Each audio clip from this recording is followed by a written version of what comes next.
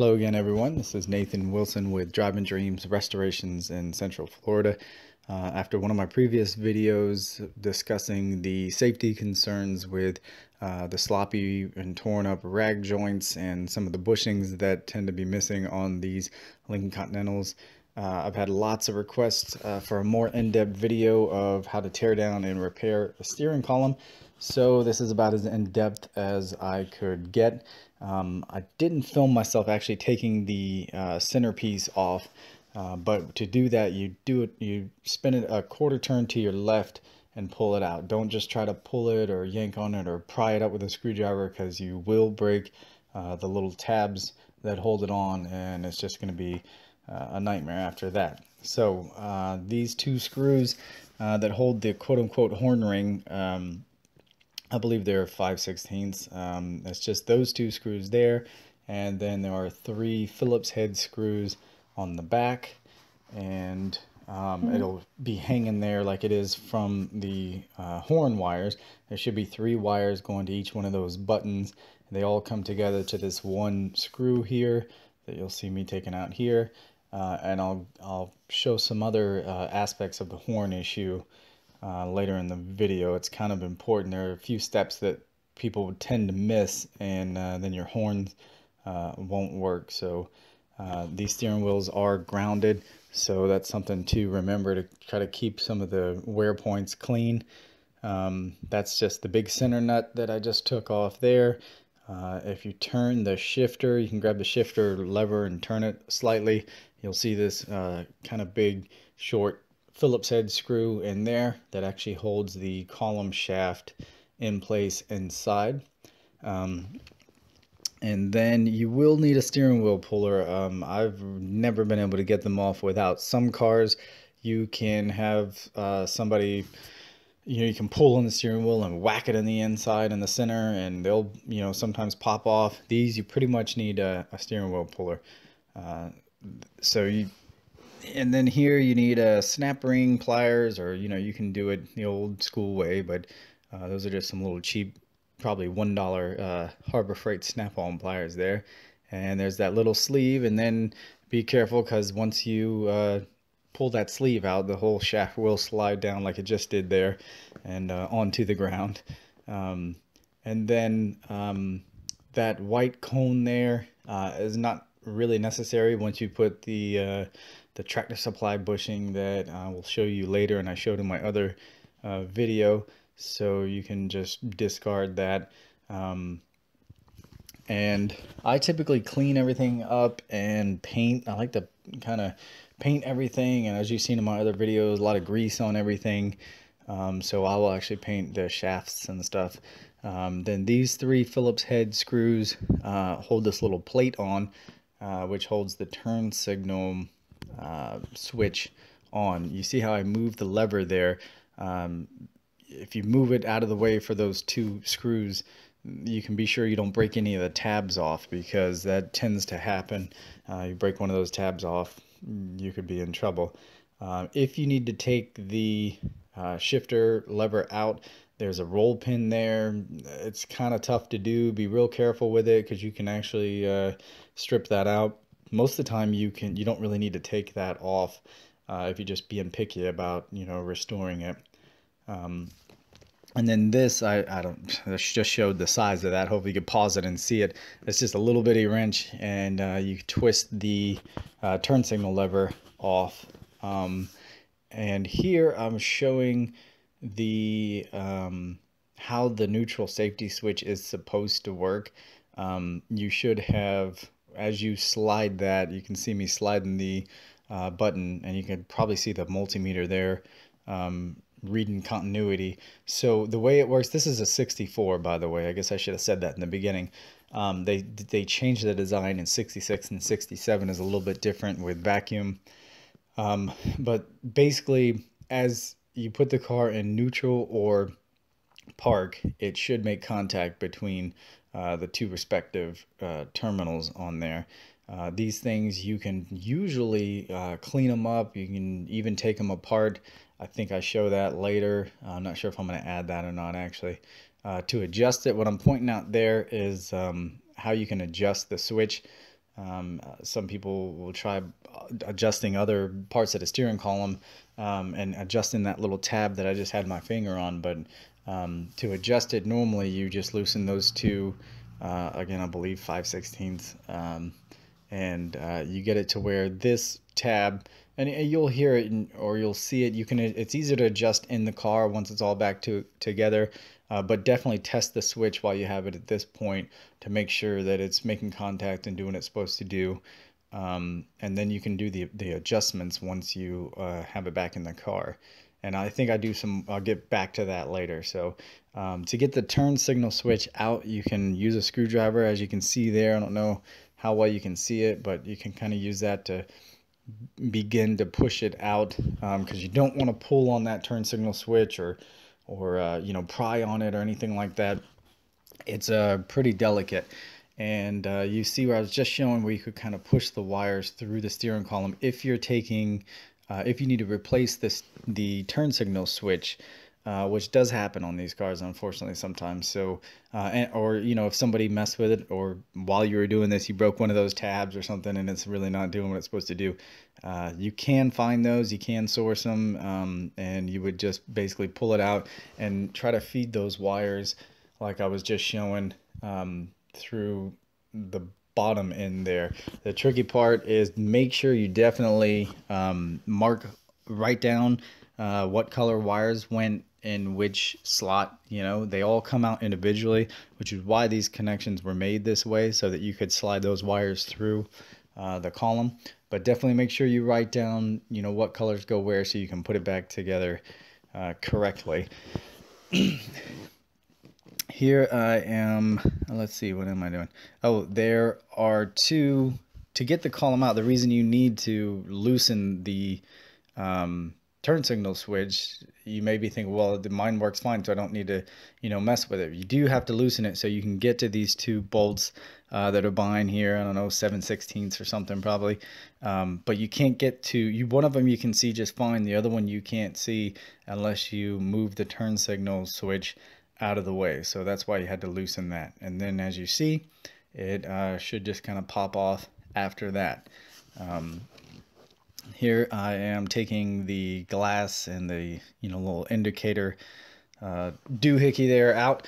Not sure what you would call that, but I always take those out. Once I'm this far in, you might as well take it out, and you can actually remove the glass and polish the glass. And if you actually want that to be a color, you can color the bottom part of the lens. See how that's kind of blue there? Or you can just leave it clear. But I like to polish the glass and touch up the letters, which you'll see there. Here I'm just removing the column, which I didn't, for some reason, I don't know why the clip of, here it is. You can see, I don't know if you can see the ridge in there. I may need to pause this a little bit longer, but you use a socket and that fits down in there, and basically you hit the socket. It just barely fits inside that outer tube, and the inner tube will come out, which is the tube with the shift lever on the end on the bottom. And then that screw obviously is loosening the light, which you see it broke off in my hand. That's your shift indicator light. This here, I believe I'm just showing one of the tricks that I use to touch up those letters. You see how you can barely see the different letters and what gear you're in. So you can throw some paint on those. You can even do different colors if you want, but I try to keep it more original. And originally they were white. So using some carburetor cleaner there, you could use whatever you want. You could probably just use a napkin. You probably don't need any cleaner, but just works a little smoother that way. So you just spray some paint on there. You could use a brush if you wanted to, and then wipe it off real quick before it dries. You guys are familiar with that with a lot of the bumper work, so you can see how good that looks. And then I polish the glass later. Not sure if I even show that. This you shouldn't have to do. I had to do that because somebody had sprayed a bunch of spray foam in there to try to make up for the bushing that wasn't there. Kind of crazy, but it actually kind of worked, so it wasn't a horrible idea. But I don't know why you wouldn't just replace it. But I guess a lot of guys, you don't know that bushing even exists when you look in there sometimes. So here, obviously, I'm just sanding it down, and I guess I'll take the opportunity while I'm showing this to talk a little bit about that. Oh, these these little clips. Everybody asks how to do these clips and what to do with them. The plastic actually kind of like erodes away where those little chrome clips are that are just basically for looks, and they tend to spin around and they get loose in there, and they look like crap and they bug the crap out of people. So I mean, I don't know the way that I do it, and I mean, it's just the way that I've done it the last couple of times. I've tried a lot of different stuff.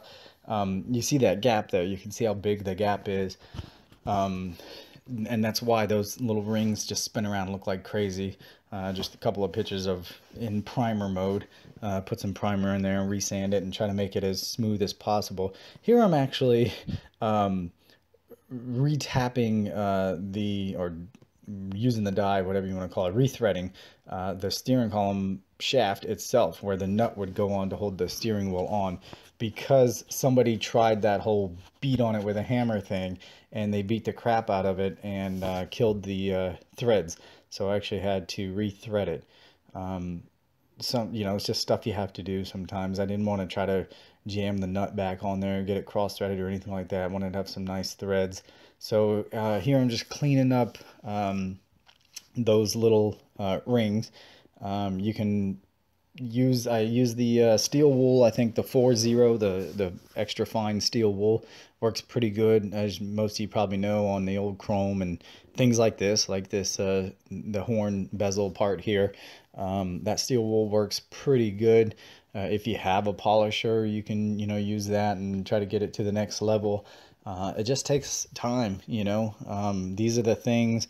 Here I think I'm using some Mothers, or actually that was that Never Dull stuff, which is pretty good. It puts a little bit of a coating on there. I like the Mothers polish, but whatever works for you. Just using that little cheap drill polisher pad thing there, and you can see the difference that it's making. So these are the type of things that the little details that make the difference, and a real quality restoration. And the type of stuff you would never do on any, on most other cars. I mean, if you were restoring a Mustang, you just buy the steering wheel, you buy an aftermarket one, or a, an OEM style one that people are making, but nobody makes anything like that for these cars. So, you got to do everything the hard way. So here you see those 3 screws I just loosened to take that little backing plate off. And that releases the glass in there that has a little Lincoln emblem. And here I'm polishing up. I think I used some steel wool before I started this, and just polishing up that piece as well. If you take your time and you try to make everything look as good as you can, when it all comes together, you do the best you can. So you can see where that has got a lot of age on it. It looks like it's probably been oversprayed a couple of times and stuff. That's pretty typical of these. A lot of times you'll see where the glass is just all scratched up. Who knows? The car, after 50 years of people driving it, and back then you could drink and drive, is no big deal. So who knows what was going on? So I usually take the time to real quickly polish up the glass, and I've just recently bought a little buffer and try to take the plastic polish game to the next level. I'm an amateur at that, I guess, but it's working out pretty good. So I did want to mention again, one of the confusing parts is getting that shaft out of the middle of the column, and I kind of touched on it. I don't know why there wasn't much video of it, but you get just the right socket that fits down inside, and you'll see that little ridge. I showed it. You could go back and pause it, I guess. And I believe actually it was a 13/16 socket, and it'll just get down in there and it'll stop, about an inch in, and you start tapping on the socket, and it's really tight. It's just kind of pressed in there, and you can get that to the center column part with the, you know, that I guess you would call it the shifter part, to slide out the other end. And then when you put it back in, it's kind of the same thing, and you'll see the notches and kind of where it goes. You put it back in the same way, and you just kind of tap it in, and you'll see it keeps coming until you see that's big screw that we loosened in the beginning there. When that lines up, you tighten that screw down, and there you go. There's the glass. That one was actually cracked, if you notice. So this is another one that I was doing right after that. The inside was cracked on that one. Somebody had busted it, who knows how. So luckily, you know, I got a bunch of parts around and everything. So I got another one off of another car and polished that one all up too. And then obviously just put it back. It only goes one way, as you can see me spinning it around, so you can't really get it wrong. Be careful when you're tightening all these screws down. You will see me using my you know, little impact drill a lot, but I keep it on the first setting, and I hardly ever pull the trigger all the way. You know, I'm used to using that. So, but if you're not, just use a regular screwdriver. Just don't over tighten any of that stuff, because it's all plastic. And you will crack some stuff. So here are some rag joints. I pointed out, I kind of discussed the rag joints a little better in the other video, the previous video. So you can watch that if you want to hear some more about, you know, how they work and stuff. So this is ×2, so it's not as bad. You know, I'm fast forwarding at ×2, but some people made it out like this was like an all-day deal. But with a grinder and a cutoff wheel, it only took maybe a minute on each one, not even. So you just you cut off or grind off. I guess if you're using a grinder wheel, maybe it took a little longer, but that's just a little Harbor Freight cutoff wheel, I believe. So you cut those the tips off of those studs, flip it around on the other side and grab it with some vice grips like I'm doing, and just kind of twist it back and forth and wiggle it loose. You're not going to be able to pull it out that way, most likely, but you can loosen it up, and then take your Harbor Freight punch right there and get the right size and tap it out, and you'll see it, boom, there it goes, it falls out. So you tap it out from, you know, from the other side. Those Harbor Freight punches are priceless, by the way. I know, you know, a lot of people hate horrible fright or whatever they want to call it, but you know, for stuff like that, a punch, yeah, I wouldn't buy a drill or anything with a motor pretty much, but stuff like that, you can't go wrong. I think it was like $10 and you get like 10 of them. Anyway, getting sidetracked. So here I'm putting together the rag joint. You can see kind of the process. You may want to go back and slow this down. I probably shouldn't have put that at 2 times the speed, but I didn't want the video to be an hour long, you know. And you'll see that wire there. Make sure that you run a wire across. I actually usually run it just from one of those posts to the other post, but because those other ones were already pressed in, I didn't have anything to connect it to, so I'm actually connecting it, as you can see, to the bolt that you use to tighten it down on the shaft.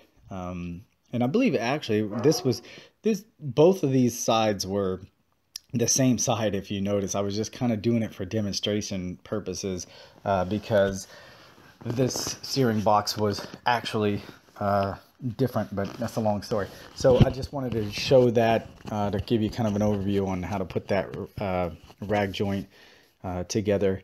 And then I'm putting the screws back in the little plate to put the turn signal back on. Here I'm doing something similar like I did on the glass. You know, it's the little things, it's these little details that make a difference. And you know, when that glass is clean and the light is working and this is nice and bright red, it makes a difference, you know, when you're actually driving the car and you can see what gear you're in and everything's nice and clean. To put this back on, obviously the same way that you took it off. And I think I got a little clip here of I was testing the light. Make sure you test everything before you go putting it back in the car, and I might have some clips of that a little bit later too, of testing the horn and testing some of the different wires. I usually will test the continuity from up by the turn signal switch before I put the turn signal switch in. From the back, I don't know why I didn't show it, but I test the continuity of every wire You know, one's blue with a yellow stripe, and I just use the voltmeter and go from there to down in the connector and make sure that there's no, you know, shorts in the wires or anything like that. So this is the rubber bushing that goes around the shift column and holds it in there straight and prevents it from wobbling. And you can see me kind of you just work it around there. You slide it over. It should stretch enough. You might want to set it in some warm water for a few minutes and you know, get it a little more pliable, and it should stretch over the shifter there. And then you just kind of work it in. I'm actually using the blinker lever there to push down on it and work it around until it goes into that little groove there. And then I slid the shaft back through the center there.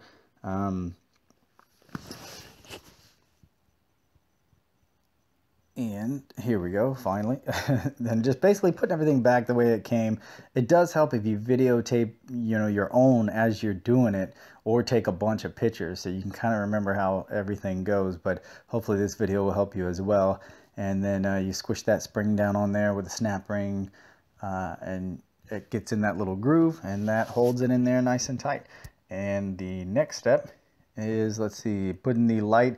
That's one of those Sirius LED, T10 LEDs that I like so much. I think I did another video about all the different LED options, and I really like those. You can get them on Amazon. They're like $1 a piece, super bright, and they last forever. This bushing, there's two different bushings depending on the year of the car. That one there is the one that I showed in the other video, and I put the part number on there. You can see it's 1 1/4 inches on the outside. That, from my experience anyway, works in the 66 and 67s. The older years, this 64, I haven't done a 61 or 2 actually, so I believe they're the same, but you know, I can't swear to it. These are, it's a different bushing, and it's 1 7/16 inches on the outside. They're both 3/4 on the inside. So you saw me, I was basically just tapping it down in there. And you tap it till it's about 1/16 of an inch past the outer edge of the shifter tube. And I think I got a better picture of that in a second. Here I'm filling in those gaps, and like I said, there's plenty of different things you could try. I've tried a lot of different stuff over the years. This is the first time I tried this. It came out pretty well. I'm filling a crack there also. This is basically like quick steel. I think next time somebody had mentioned bowling ball, I guess bowling ball repair material, and I think I might try that next time if I can get my hands on some anyway. But I had this quick steel laying around. I've heard of people using JB. I've used JB Weld actually in the past, and it works also, especially for filling cracks. But to fill those big gaps, the JB Weld is a little bit harder to work with because you have to groove it out. And I guess I'll go back to that. The video got a little bit kind of flip-flopping back and forth. But you can see, if you see the depth there, that should be a pretty decent guide. You just barely go past the shift column, and that should give you an idea of you know, the depth of how far down you want to go. And you can see where I filled in, and then I sanded down. So you see all that. For small cracks and stuff, you could use Bondo. Or you could use, you know, feather fill or whatever it is that you use, just like you're doing body work, and just try to smooth out the steering wheel. A lot of times they do have cracks just over time, you know, hot and cold, and they do tend to crack. So here I'm just grooving that out. Started with a Dremel and then did it by hand. I mean, I spent hours on this. It's ridiculous. I spent all day on the steering column, but I probably spent an hour just working on these little clips, you know, trying to make them fit in there right. So this is after I painted the steering wheel again, and I'm sliding the clips down in there into the grooves that I made in the quick steel. If you use JB Weld or whatever, you know, you want to use to fill those gaps. No, I wanted them to fit nice and flush, and so then I'm wrapping the towel around so I don't mess them up, and then just kind of squeeze them back down into those grooves, and I thought they looked pretty good. I mentioned the horn thing earlier. You'll want to clean all your edges everywhere that there's going to be, you know, there's supposed to be contact, because as you remember down on the rag joint, it was, we ran that wire. The reason for that wire is to take the ground from the steering box, which is grounded to the frame of the car. When when you connect your steering column, it's taking the ground from the steering box and transferring it over to the other tab on the rag joint, which is transferring the ground to the shaft going through the steering column. And then it transfers. It's kind of a crazy design, but then it transfers as that. You see where I just grinded that smooth as the steering wheel spins. And also note, not to get sidetracked, that tab that I'm putting on there right now, make sure you have that tab, because that grounds the, again, the steering wheel there, for the horn to work. So if you don't have that, you can make it. I think I actually made that one. You can use, I used a terminal, I think a male spade terminal, and I flattened one end of it and drilled a hole in it, and I guess you can see it on there okay. And here I'm just cleaning the gaps there where the black is, because I got some polish in there and stuff, so I'm just putting the rag on the steering wheel. Here I'm tightening down the 3 horn wires. Again, double check everything, before you put it in the car. Make sure you have continuity to everything. Make sure when you push the horn down at the end, it's actually doing what it's supposed to do. That little contact right there, little copper piece with a spring on it, similar to a lot of other cars, that's your horn contact. So as that spins around, it contacts here, which again, if you didn't grind this paint off or sand it off or whatever, your horn wouldn't work. So make sure you do all that type of stuff. Anywhere where stuff is supposed to contact and, slide around and make a ground, you want to make sure you clean those areas up after you do all this crazy painting. And since I rethreaded the rod, that nut goes on pretty good. Probably would have never gone on after those people beat the crap out of it. You can see the little tab a little better there too. See it on the top bolt. And then here I'm putting the centerpiece back on, quarter turn to the right this time, since I didn't show it coming off. And there you go. I think it looks pretty good. I mean, considering what it was, I don't even know if I put a before picture, but this thing was just shot out. So there's the final product, I guess. If I missed anything, or if you have any other questions, as always, feel free to contact me. Shoot me an email. I think my phone number is usually on most of these videos. I think I did. Yeah, see, I guess I took a clip of, I was trying to find a ground right there, and then pushing the horn buttons and making sure that there was continuity, that it did something. So just always check everything, like I said, before you go putting it all in the car, because it would suck to have to take it back out. And here's Marley, who is another little piglet that was rescued by my wife and her animal sanctuary, Camp Figwig Farm and Sanctuary. He came in with a tumor abscess looking thing on his tummy, and she was able to raise the money and have the surgery done.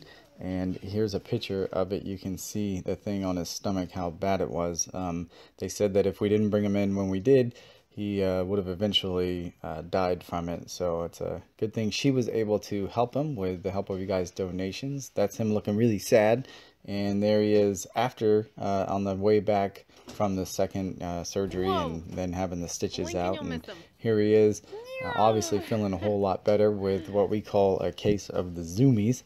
And so, it was another happy ending, and good little story that she was able to, help him and save his life. And he'll be with us for about another week, and then he'll go to his forever home.